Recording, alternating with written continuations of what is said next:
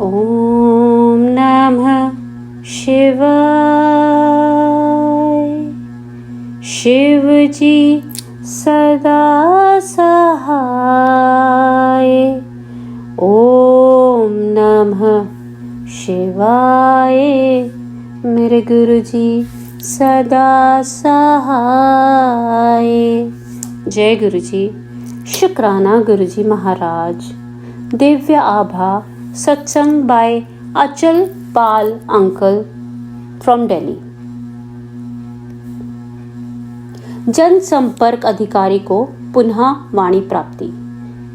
दिसंबर 1999 की शीत ऋतु मेरे लिए एक अति भयानक समाचार लेकर आई थी। धीरे धीरे मेरी आवाज कम होती जा रही थी और थोड़े से शब्दों के उच्चारण के लिए भी मुझे विशेष प्रयास करना पड़ रहा था। कर्ण, नासिका और कंठ विशेषज्ञ से मिलने के पश्चात यह लग रहा था कि दिल्ली की यह शीत ऋतु और धुंध निरानंद होते हुए और भी प्रतिकूल होने वाली थी। विस्तृत जांच पड़ताल के पश्चात विशेषज्ञों ने शल्य क्रिया का परामर्श दिया जो सर गंगाराम चिकित्सालय में करी गई। मेरी बायोप्सी का परिणाम आने पर हमारी आशंका की पुष्टि हो गई। कंठ में मेरी सूजन असाध्य प्राणघातक कर्कट रोग बन चुका था। जब मेरी वाणी विकृत होने लगी उसके मात्र 2 मास पश्चात मैं जैसे नरक में पहुंच गया था और इसका कारण समझ पाने में असमर्थ था। मैं सिगरेट, मद्य, तंबाकू या पान का सेवन नहीं करता था, पर ईश्वर ही पालक है।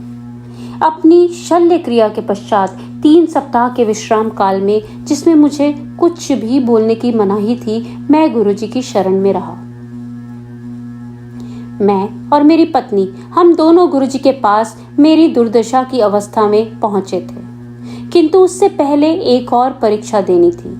चिकित्सालय से आने के बाद 5वें दिन मेरी गुरुजी के पास जाने की अटूट अभिलाषा जागृत हुई।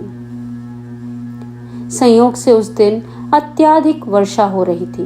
मेरे परिवार के सदस्यों ने मुझे किसी और दिन जाने की सलाह दी, पर मैं नहीं माना।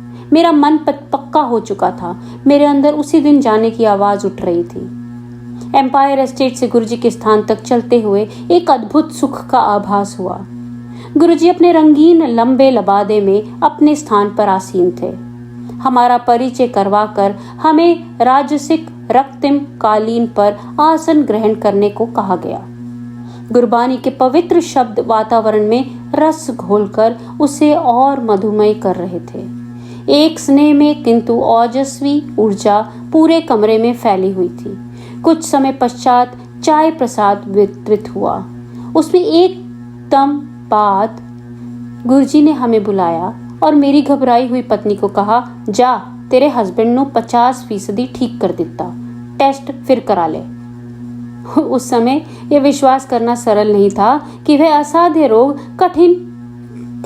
रोग ठीक हो गया था, पर हमारे गुरुजी की सलाह मानी। बायोप्सी की शेष 4 स्लाइड में से 2 एम्स में दी और 2 मुंबई स्थित टाटा संस्थान में भेजी। 1 सप्ताह पश्चात परिणाम आने पर हम पुनः एम्पायर एस्टेट गए। हमारे प्रवेश करते ही गुरुजी मुस्कुराए और बोले, क्यों डॉक्टर कंफ्यूज हो गए? यह तथ्य था। दोनों संस्थानों में आए निष्कर्षों ने मुझे स्वस्थ घोषित किया था। प्रथम चमत्कार हो चुका था।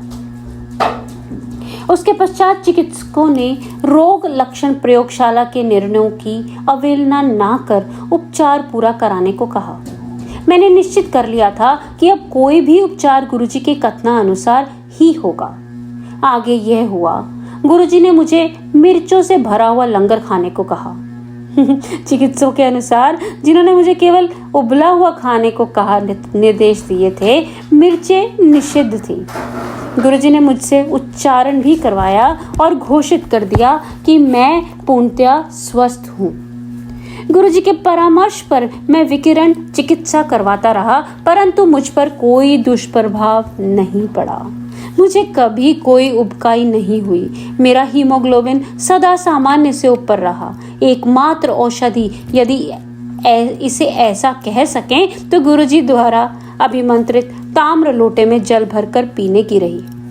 इस क्रिया में पूरी रात्रि जल भरकर रखने के पश्चात प्रातः काल आधा पीकर शेष से स्नान करना था। इस अति असाधारण क्रिया पद्धति से मैं पूर्ण स्वस्थ हो गया। नवजीवन के लिए मेरा ऐसा चमत्कारिक परिवर्तन रहा है। यह सिद्ध करने के लिए मेरी 2 बेटियां और पत्नी हैं।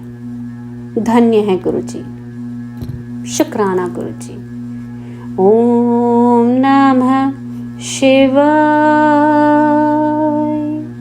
शिव जी सदा सहाय।